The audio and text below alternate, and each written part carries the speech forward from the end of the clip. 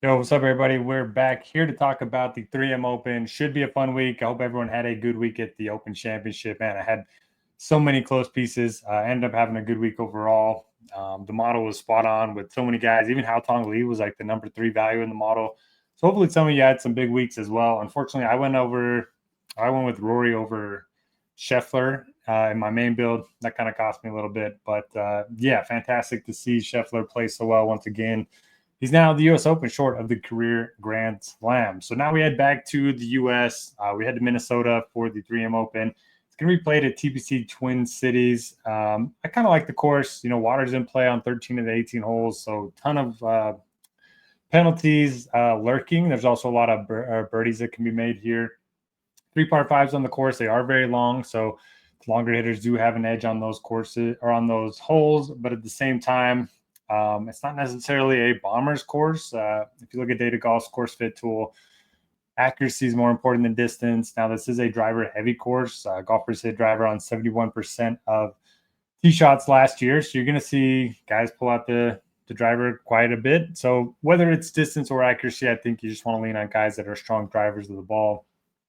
The greens here are pretty big. They're pretty easy to hit on average. The tour or the field hit 68% of the greens in regulation last year, which is higher than tour average. And if you look at the current forecast, it's like basically no wind on Thursday and Friday, and then we have very little wind on Saturday and Sunday.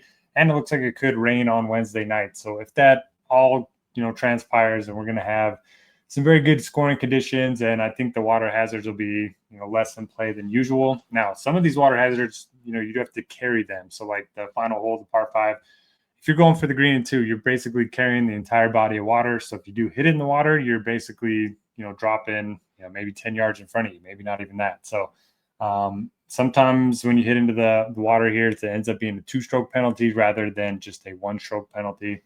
Like if you hit in the water right by the green and it bounces on the green and then into the water, it's usually just a 1-stroke penalty.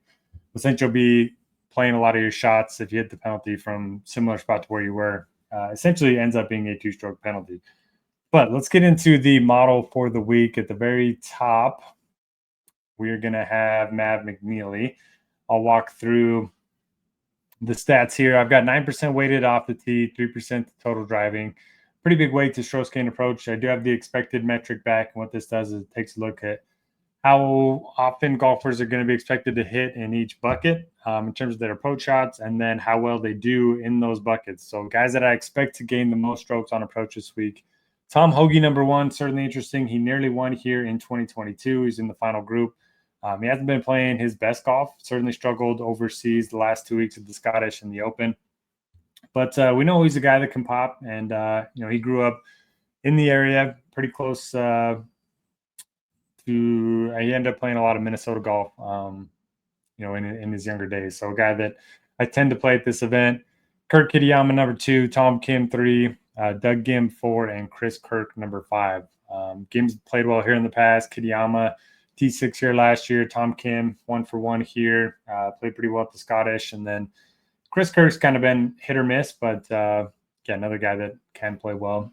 6% to around the green, 8% to putting, 5% to birdie or better and bogey avoidance each. And then course history, I have it at 4% just because the more water hazards there are, the less sticky course history tends to become because volatility is increased. Golfers that have played the best on high water danger courses over the last few years, Tony Finau, Sam Burns, Wyndham Clark, Matt McNeely, and Siwoo Kim. Golfers that have played the best in weak field events, and this also includes long courses.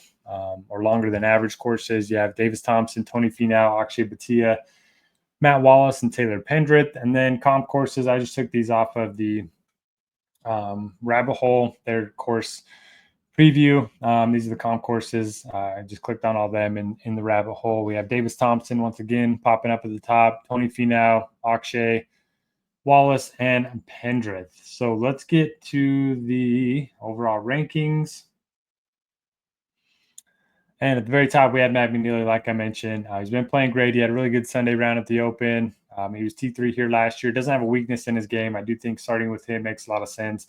Like Sam Burns as well, he's been playing much better golf over the last few months. He had 5 straight top 20s there. Made the cut at the Open and the Scottish. T12 here last year. Really good putter. So if the conditions are easy, that does benefit him. Taylor Pendrith, a guy that has been playing some great golf. Missed a cut on the number last week, but other than that, he's been in really good form. Top 30 machine. He was T5 here last year. One of my favorite plays on the board this week. Kitayama hasn't had the best year, but he's kind of playing a little bit better. T14, T5 his last 2 weeks. Again, he was T6 here last year. Good ball striker. So if he has a good putting week, I think he could make some noise. Alex Smalley, I looked this up today. In his last 20 events, he's either missed a cut or finished in the top 35. So he's a guy with some upside. 7,800 is a good price point. T12 here last year. I know the form isn't amazing, but I think he's a guy that I want to be overweight on for sure. Might end up using him in my main lineup. Grazerman has 4 runner-up finishes in the last 12 months, and one of those was at this course. He did miss a cut each of the last 2 weeks, but links golf, we can kind of forgive him for that. One pop bunker can lead to a miscut. So prior to that, he finished runner-up and then made a bunch of cuts in a row. I do like Grazerman quite a bit. One of the better putters in the field. Siwoo Kim's been playing pretty well. Did miss a cut on the number last week, but again, links golf, we can kind of forgive him for that. I like Keith Mitchell. He's played well here in the past. I like Kevin Yu. He's a bomber that very good with his long irons as well, so he should be able to eat up these par 5s. Jake Knapp withdrew from this event last year. That's why his course history is so bad, but he's been playing some great golf. So certainly no issue with Jake Knapp in any format. If you're playing the bomber angle, certainly don't mind using him. Not too high on Wyndham Clark or Chris Gotterup. Not that I don't think they can play well this week, but just they feel overpriced to me. Clark nearly missed the cut last week, ended up having a huge weekend, and then Gotterup, won the Scottish Open and finished 3rd at the Open. So that kind of came out of nowhere. We know the talent's there, but that price is just a little too much for me. Tony Finau, 9,100, loves this place. If you look at his course history, just as good as anyone's. Scott rates out well, but I probably won't have a lot of Scott. I do like Sam Stevens, another guy that's pretty long off the tee. Kevin Roy, good iron player. Doug Game, good ball striker. Davis Thompson rates out well in the comps, like I mentioned. They have Rico Hoey, a good ball striker. Thor Bjornsson, I think, is going to be pretty popular this week. He's coming off some good finishes, 4th, 21st, and 14th in his last few starts. He did play here last year, missed the cut. I think Putnam's an interesting value play. Hostler's had a bad year, but he's coming off of 3 straight top 15s. He was T13 here in 2023. So that'll do it for this week. Want to wish everyone the best of luck. Hit that thumbs up button on the way out, and we will catch you back here next week.